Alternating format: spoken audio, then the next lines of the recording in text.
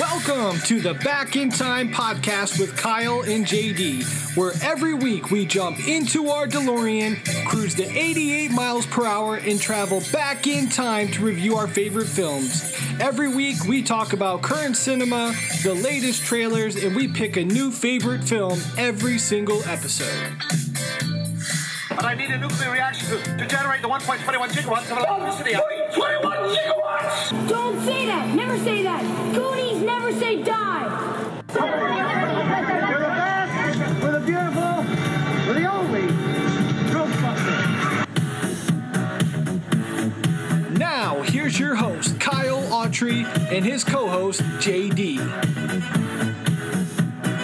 Welcome back to the Back in Time podcast. I'm your host, Kyle Autry, joined as always by my co-host, JD. JD, how are you today? I've got two fingers up in the air and I'm ready to rock and roll. That sounds sexual. It's not. It just means we're here for Saw 2. But yeah, excited to dive into it, man. We got into the original pretty much 12 months ago, almost a year exactly from today. I love this franchise. I mean, it's gone downhill, but I mean, I still love a good, cheap horror movie that's just blood and guts and a bunch of weird traps and stuff. I'm surprised they're not popping out a new one this Halloween, and if they are, they've kept that thing really under wraps. Have you heard anything? Nothing's on my radar, but I won't lie to you. I didn't see the one that came out last year, so I'm not necessarily one to be excited about the current state of Saw movies. Okay, fair enough. You're not a fan of the whole franchise, huh? I mean, I will admit I've probably only seen the first 4 or 5. Okay, that's pretty much all of them. I think they're on like 7 or 8, something like saw the that. I don't majority know. of them. I think the last one I saw had Malcolm Jamal Warner in it. That sounds right. I think we actually saw the first 2 together. Not to get ahead of ourselves as we get in the first memories, but I think we both saw these together at Movies 10? That would have been the place to see it. Yeah. Well, before we jump into Saw 2, take a quick second to just plug our social media. We're on Twitter, Instagram, Facebook. Everything's at Back in Time Pod. You can subscribe to this podcast on Apple Podcasts, Google Play, and YouTube.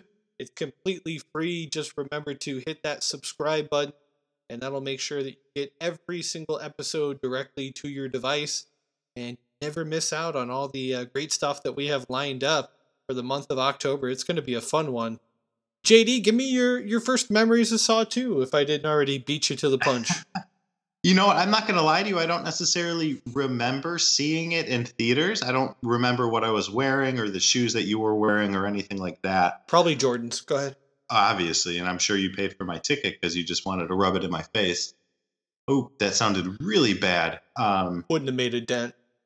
Heyo. I just remember being impressed by this movie, and when this movie came out, I think that there was a lot good going on for horror movies, and there was also a lot of bad going on for horror movies.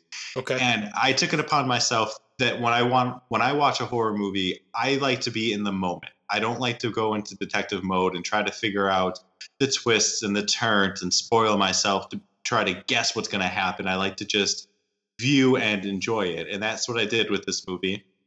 The first time that I watched it, I remember the ending catching me off guard, and I think that's what they intended, and I was very happy with that. And I love that approach too. Like, even with the upcoming Halloween 2, the sequel that is 40 years later, I saw the first trailer and that's it. I'm not reading reviews. I'm not looking at anything else. I don't want to know where I think they might take the story. I just want to go and be totally surprised and love the movie. I think that's the best approach, especially with a horror movie. If you know the outcome already, I mean, that really ruins the experience. Because horror movies to me are like roller coaster rides. I don't know how you feel about it. Yeah, and you have to understand and appreciate what the filmmakers are trying to do. And they're not just trying to make money. That's not at the heart of a good horror movie. I mean, obviously the cash grabs exist for that reason, but you're talking about people that are coming together that are trying to create something to spook you. Yep, absolutely. Now, let's go ahead and fire up the trailer here. If you're by a computer, you have access to watch it. Go on to YouTube, type in Saw 2 original movie trailer. It's uploaded by Movie Clips Classic Trailers, and you'll be looking for the one titled Saw 2 2005 official trailer horror movie with about 693,000 views. I'll give a 3, 2, 1 click countdown and we will watch this thing together. JD, are you ready? Ready to rock. Here we go. 3, 2, 1, click. He doesn't want us to cut through our chains. He wants us to cut through our feet. He helped me.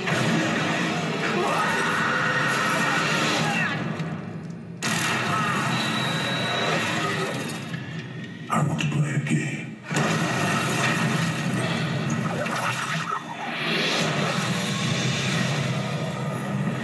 Greetings and welcome. Right now, you are breathing in a deadly nerve agent. The only way out is to find an antidote. One is inside the safe. You all possess the combination in the back of your mind. Let the game begin. Let's just take out this whole house. What? Shut the hell up! Wait.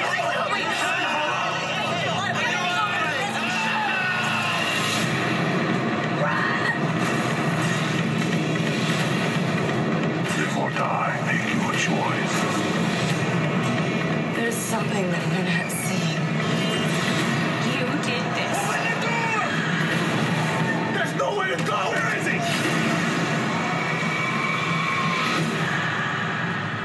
Oh, yes. There will be blood.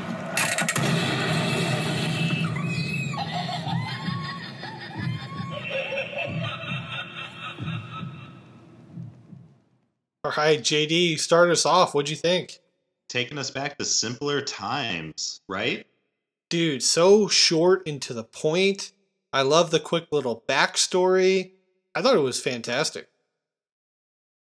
I'm with you. I think that this is what trailers should be. Just viewing this trailer, I know a little bit about the backstory of the original. I know a little bit about what's going to happen in this movie, and I know that there's going to be blood. And if I'm just looking to get scared and spooked and made to sleep with a nightlight on, I know that this is going to be that movie, and it doesn't spoil anything. There's nothing revealed that we don't necessarily know, or, it's a really good trailer. Yeah, and where I think the original kind of took that slow burn approach, this one is like adrenaline packed. Like, you know that you're walking into this movie theater and you're going to go on this ride for about an hour and a half. And it's going to be pretty crazy. So yeah, I thought it was great. Definitely looking forward to watching it. Now let's get into the box office numbers. Saw 2 debuted at the box office on October 28, 2005.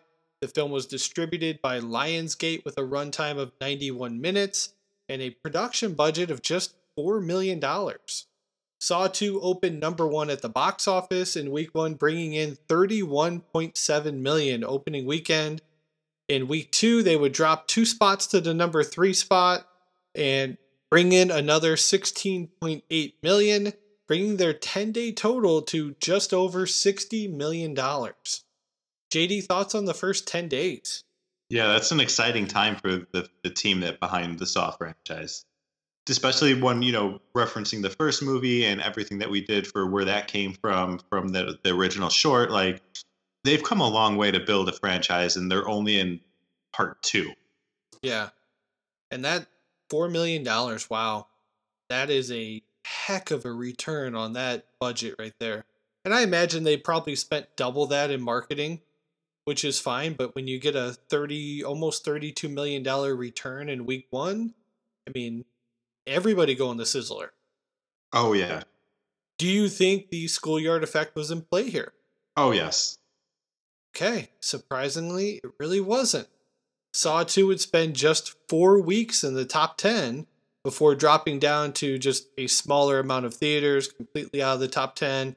And they would spend 10 total weeks in theaters, bringing in a domestic total of $87,039,965 with an additional $60,708,540 internationally. And the worldwide total was $147,748,505. JD, final thoughts on the box office numbers there? Yeah, that's a lot of cheddar, man. They're not fooling around.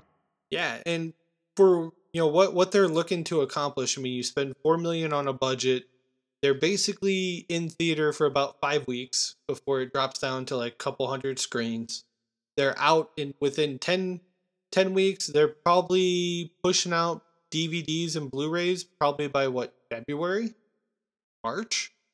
So I mean, this is a really quick return and getting just a ton of money for Lionsgate.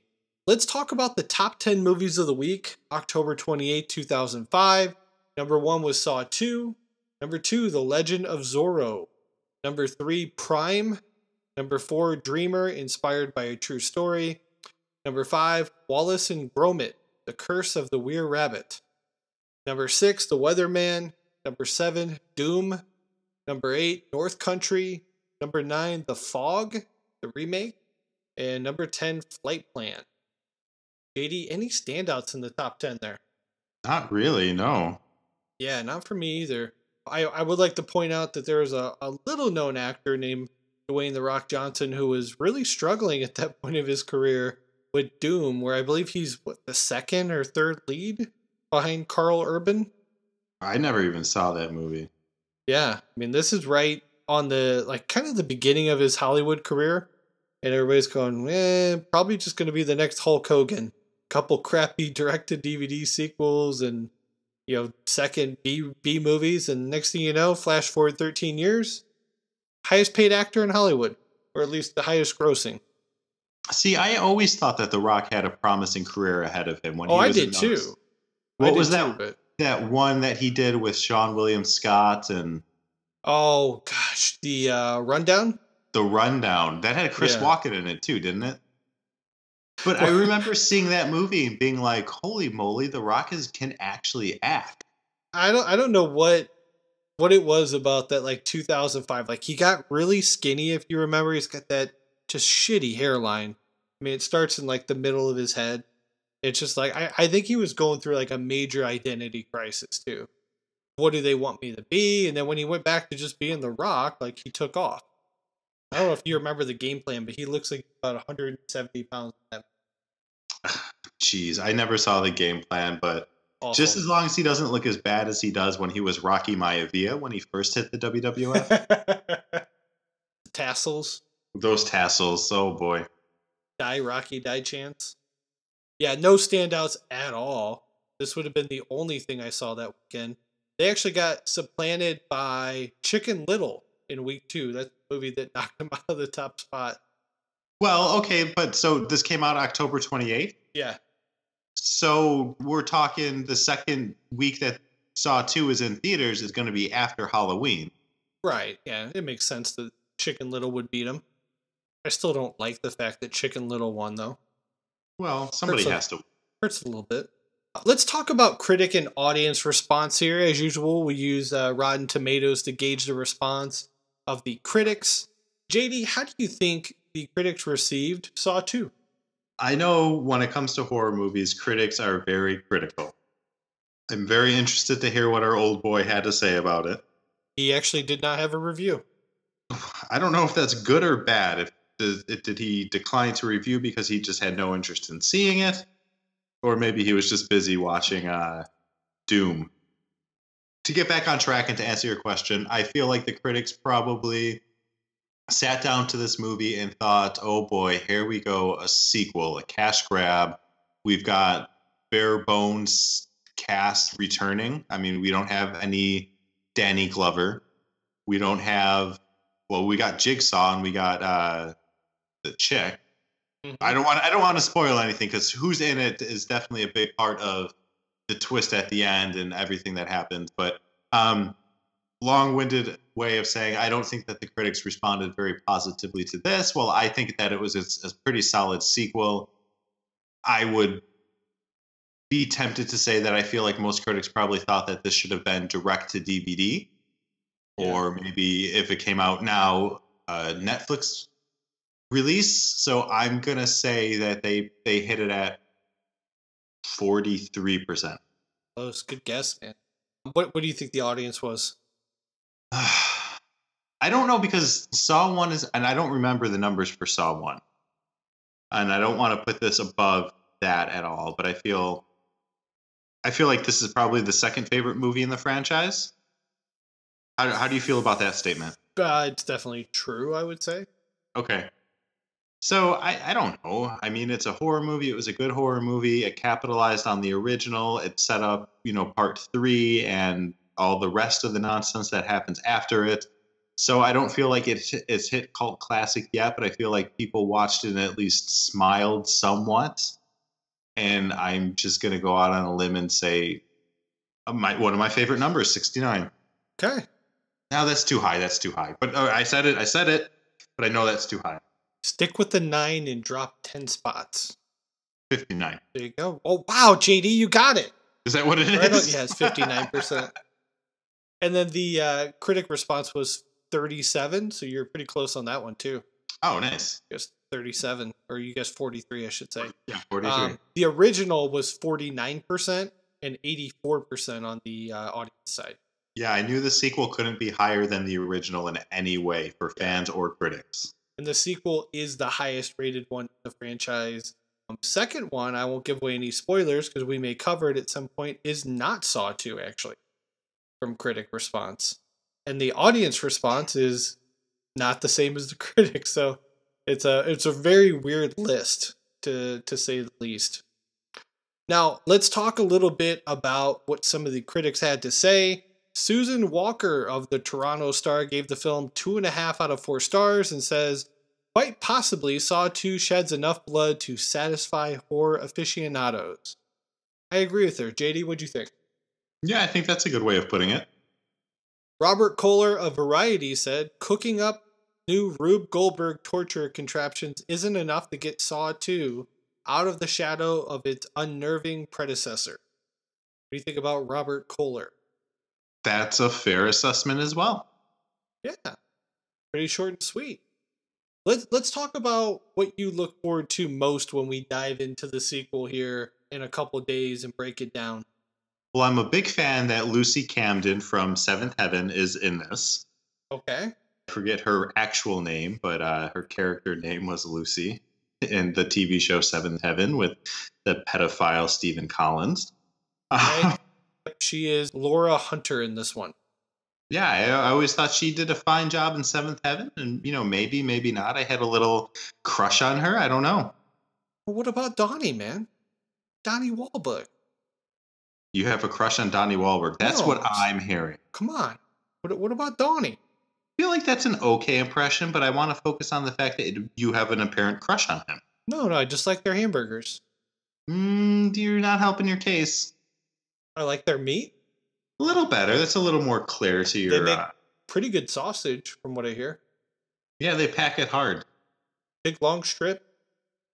Tasty. Yeah, I mean, lots of protein. Ooh, too far there. You have a very specific taste in humans, don't you? Yeah, we'll talk all about Donnie on the full episode when we dive into it. Make sure you guys subscribe to the podcast on Apple Podcasts, Google Play, and YouTube. And while you're there, leave us a quick 5-star review. Help us spread the word. Again, shoot us some ideas. What do you guys think we should get into? We really don't have much set up for November yet. October's pretty well laid out. We'll be doing Halloween 2 next week. But it is that time of the episode to climb back into the DeLorean, punch in today's date, turn back the present day, and we will be back with the full review in a couple days. See ya!